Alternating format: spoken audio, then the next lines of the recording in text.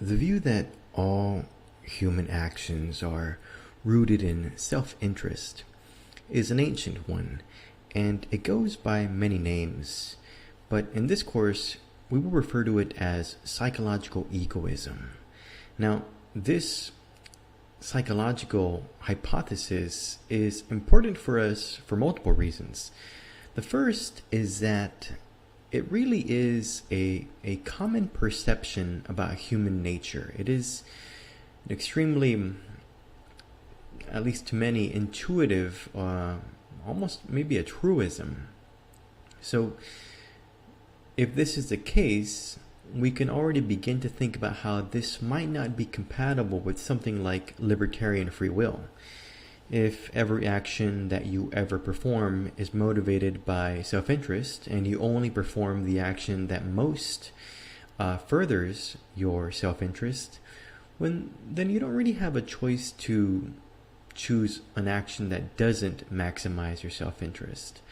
So essentially, it's not clear that this view is actually compatible with something like libertarian free will.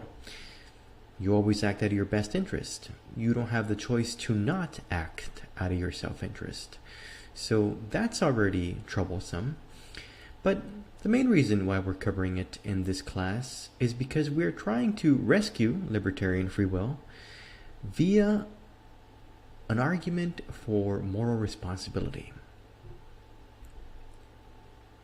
So in the lesson itself, I gave you this argument for free will, libertarian free will, via moral responsibility, and it could be summarized in the following way.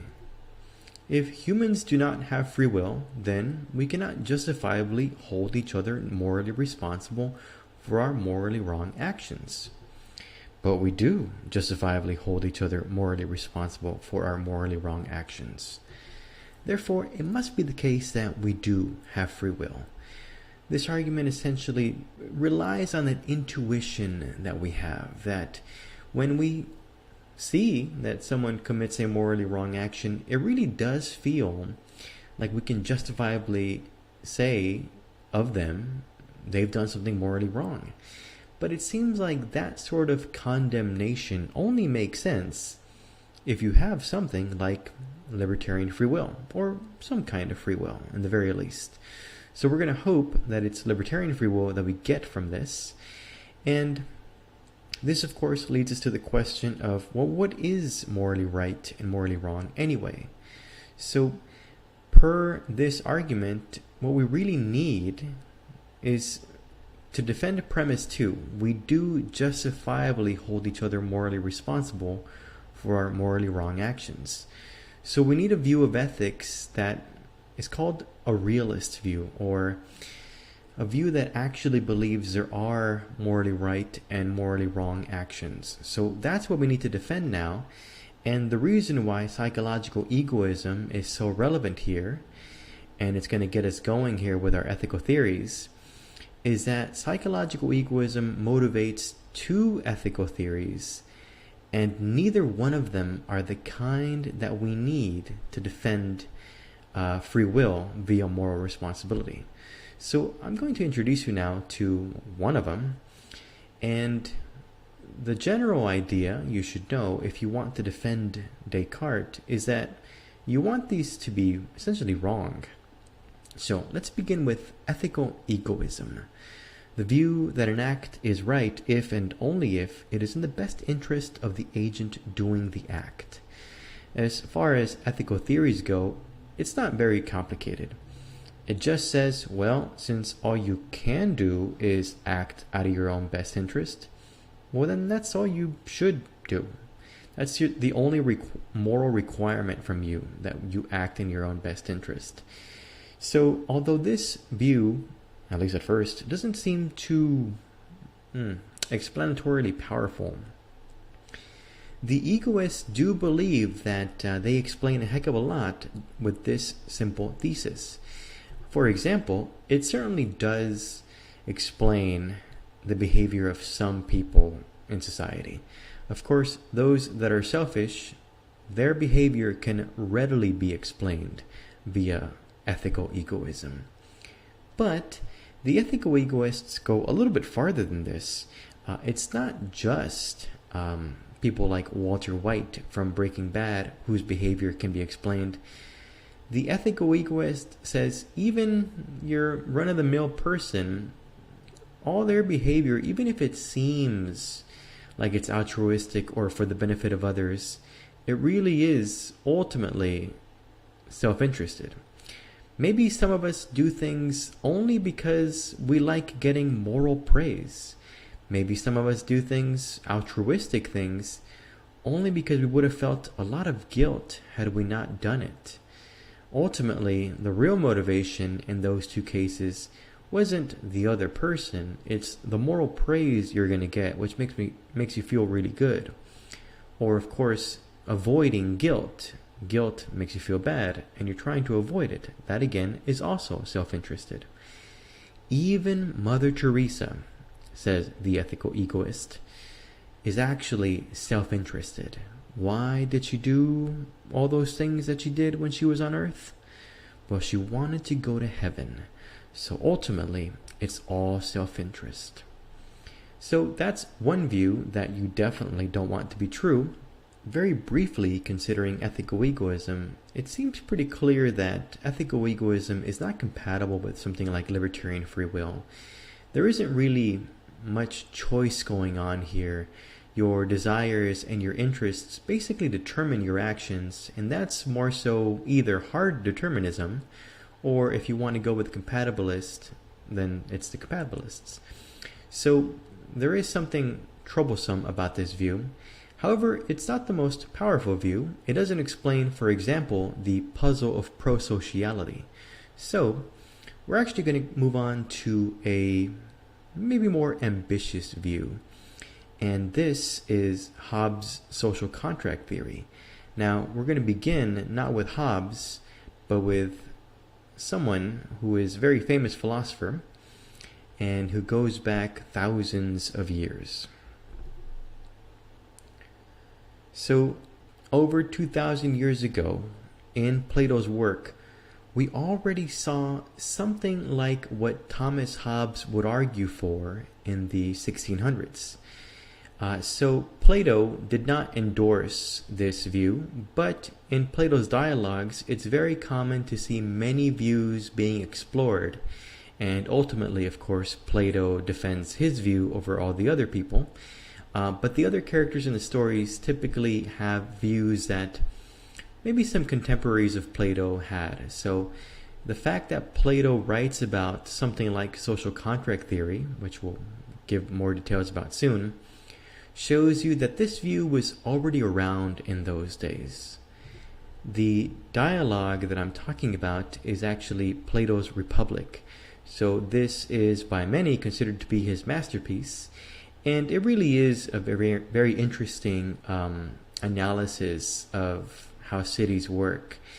The particular view we're talking about, social contract theory, that actually comes in book 2. So the dialogue is divided into 10 books.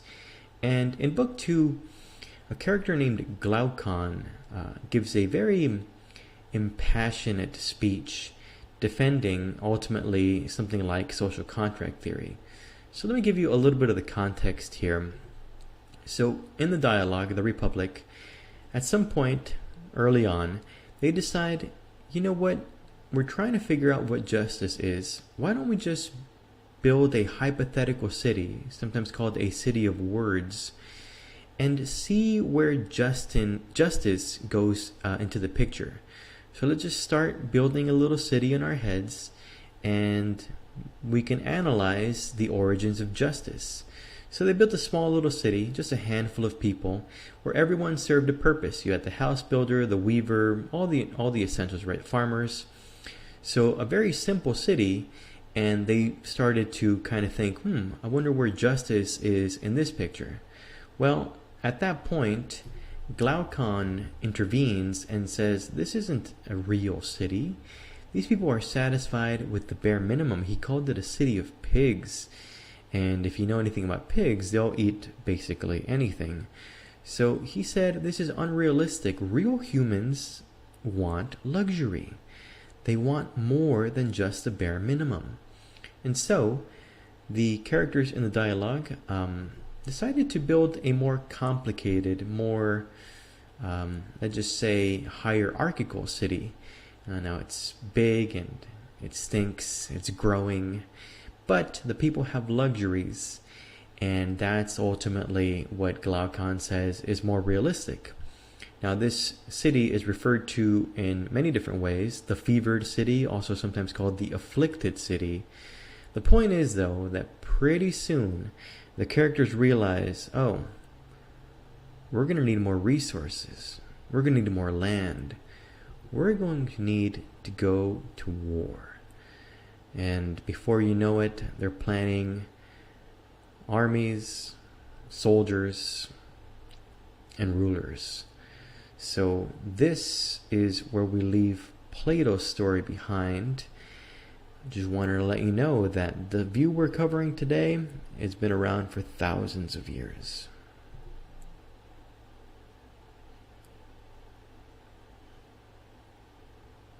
When we last left off, we were covering the views of Laplace.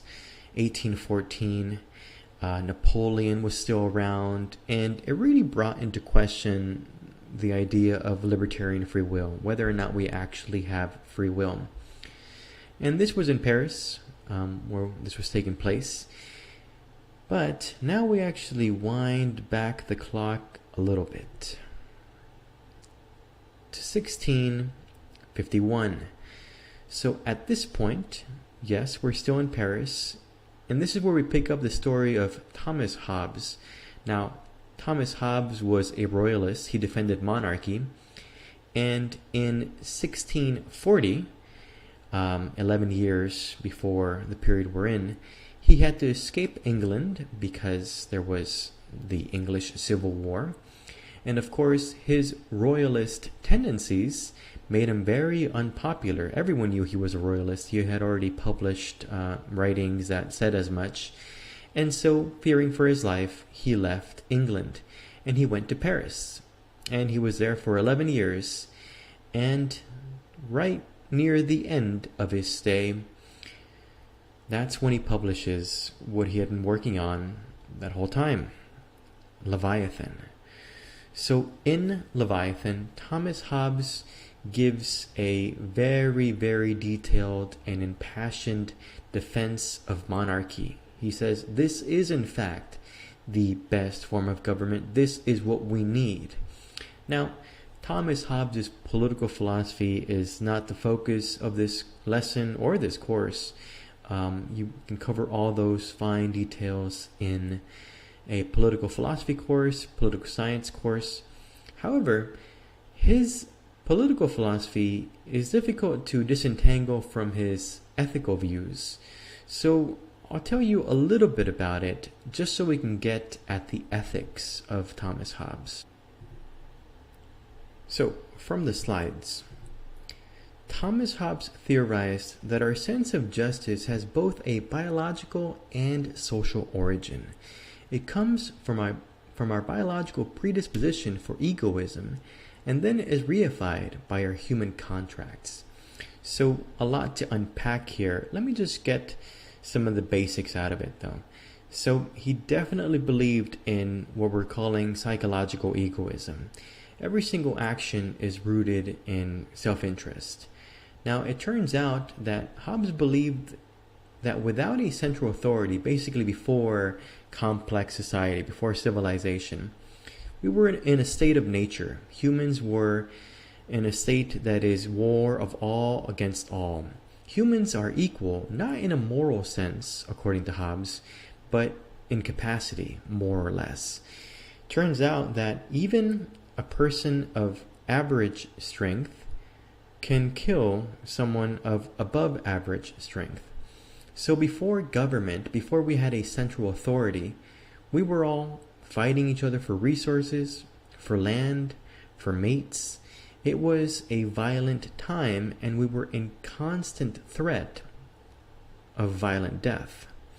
So Thomas Hobbes says that is a natural outgrowth, of course, of our egoism. It makes sense that we would get what we can, even if it involves stealing it or killing someone else for it. But then he says it kind of was reified. Now, reified just means made more real or kind of strengthened by our human contracts. So essentially, Hobbes hypothesizes that at a certain point, humans decided to make a social contract. Humans decided, why don't we instead give all the power to a central authority, and we'll let that authority punish and incarcerate. We'll let it have all the violence, right? And that way we can have something like property rights, and we can stop this whole fighting with each other all the time. So essentially, we transition from the state of nature into civilization for our best interest. It just is better if we don't have to constantly live our lives under the threat of violent death. So that's the idea that Hobbes has. That's why we transitioned over to a civilization with a central authority. Very important here, Hobbes gives us a definition of what the state is. The state has a monopoly on violence. This means that only the state can incarcerate, impose fines, punish, and execute. That's the basic service that the state provides. It does those things for us so that people don't feel the need to take the law into their own hands. If we resort back to vigilante justice or revenge or any of that kind of stuff, we go back to the state of nature, and now we're once again constantly afraid that we might die a violent death. So, to recap, we transition out of the state of nature into a civilization with a centralized authority, the state, out of our best interest. It is better that way. It isn't perfect, but it's better than being in constant danger from each other. Complete anarchy, in other words. So that is Hobbes' basic idea, and out of this grows his ethical views. Basically, he says ethical views, values, morality, that's not real. It's not objective. It's actually just a convenient fiction. Back in the state of nature, morality doesn't apply. It's only currently under our civilizational structure that morality even makes any sense. So it isn't real, it's a convenient fiction, something that we evolved through our human contracts. So those are his ethical views, and you can see the steps that he takes to get from psychological egoism to his ethical theory. It's a lot more complicated than ethical egoism, but essentially it's just that. There is a biological drive, psychological egoism, and a social contract. So those two things together, that's what give you morality. Sometimes I think the best way to kind of see what Hobbes is onto is to look at those cases where there is a breakdown in central authority. Now, of course, you can think about, events such as Hurricane Katrina or the several riots that we've seen, in the 21st century. I like to talk about zombie movies. It's a little less depressing, actually. So, in zombie movies, as soon as central authority collapses, basically it's everyone for themselves.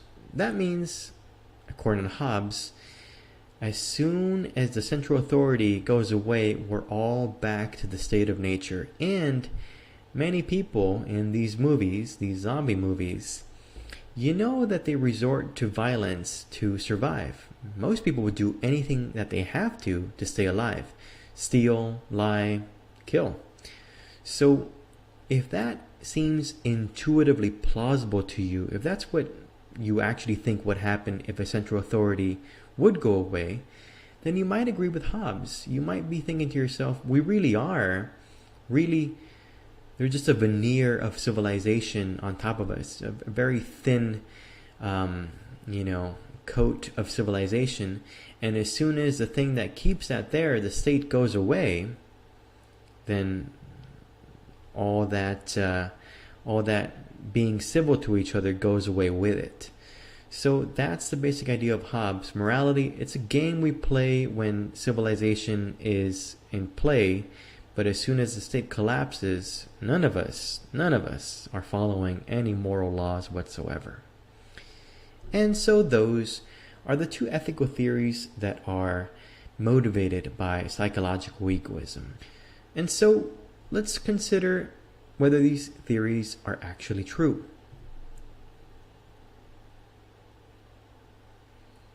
Question: how should the question of psychological egoism be resolved? Well, here's the first thing we need to say. It really does seem that this isn't really a job for philosophers.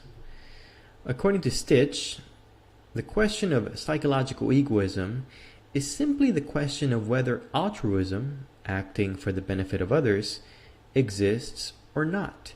And that is ultimately an empirical question. In other words, it must be resolved through systematic observation from an empirical discipline. In particular, this appears to be an issue for social psychology. So, of course, everyone might have views on what human nature ultimately comes down to, but philosophical arguments aren't really going to resolve this, and we need to be clear on this right from the get-go. So, to truly answer this question, we need input from all sorts of places. Biologists, even linguists have something to say about this, but clearly social psychology plays an important role. So that's the first thing that we should say. Second, some people are actually working on it. This is precisely what Daniel Batson has been doing his entire career. The first step is to define egoism and altruism such that they are amenable to empirical examination. He defines each term thus: altruism is a motivational state which the ultimate goal of increasing another's welfare. Egoism is a motivational state with the ultimate goal of increasing our own welfare. So given these definitions, the action isn't really what matters. Now, we kind of already saw this before when we talked about how even maybe Mother Teresa was an egoist. The action is actually not what matters, and Batson agrees. You actually have to go and find what the motivational state for the action was. So this is not something that we can perceive externally. We have to somehow go peering inside people's minds to figure out what exactly motivated that behavior. So what I want to do here is actually read a passage from Batson to you so you can kind of see what's going on.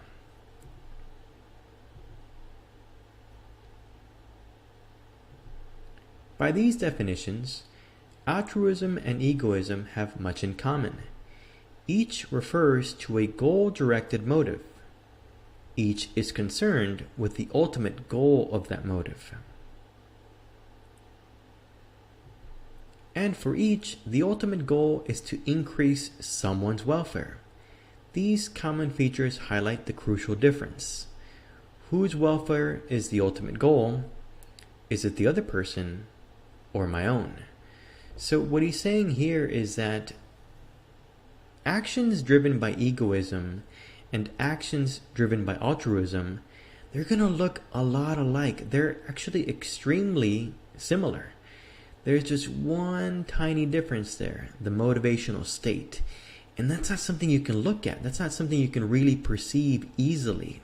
It's tough. It's a really tough thing to research. Let me continue here. If we're to determine whether the motivation to perform some action was altruistic or egoistic, we need to know whether benefit to the person in need was A, an ultimate goal, with the benefit to the helper being an unintended consequence, altruism. So let me pause right here. What Batson is saying is we need to figure out if it's the case that The real reason for the action was actually to help the other person, and just on accident you felt good about it. There was some positive benefit for you. That's one scenario. And the other scenario is this. It's an instrumental goal on the way to the ultimate goal of benefit to the helper, egoism. So in this scenario, you really only helped the other person kind of, because you were on the way to helping yourself. It was an instrumental goal. That just means you did that to ultimately just help yourself. Maybe you wanted to be able to pat yourself on the back, morally speaking, or you wanted some moral praise, or maybe you just didn't want to suffer any guilt. The general idea here is the ultimate goal wasn't to help the other person. It was to feel good about yourself. So that's egoism.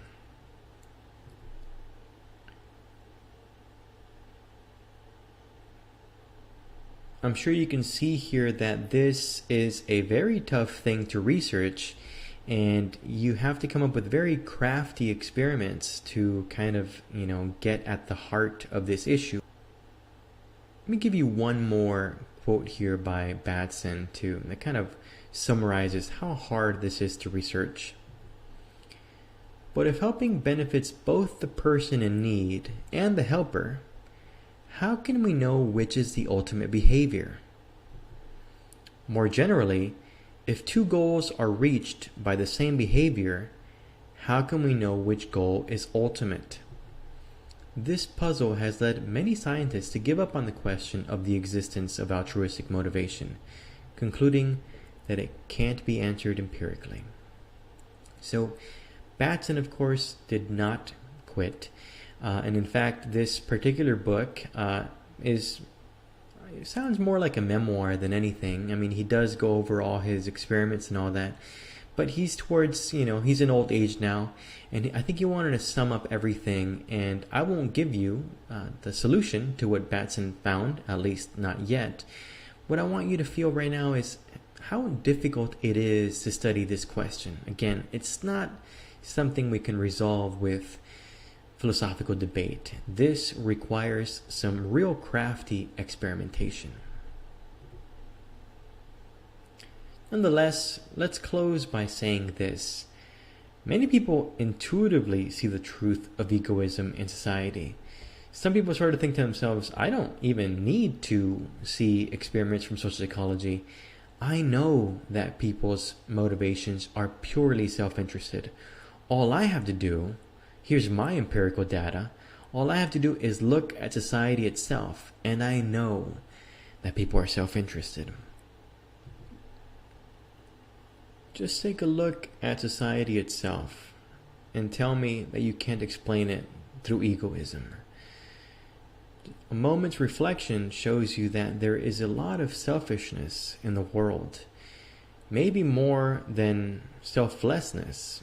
There's more selfish behavior than would appear to be altruistic behaviors.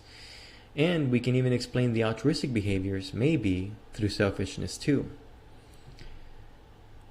Our governments lie to us, corporations lie to us, and clearly they all do it because it's in their own best interest. Our fellow citizens are greedy, they worship money, they screw each other over for their own self-interest. And so you have to wonder, maybe psychological egoism is true. Maybe Walter White was right.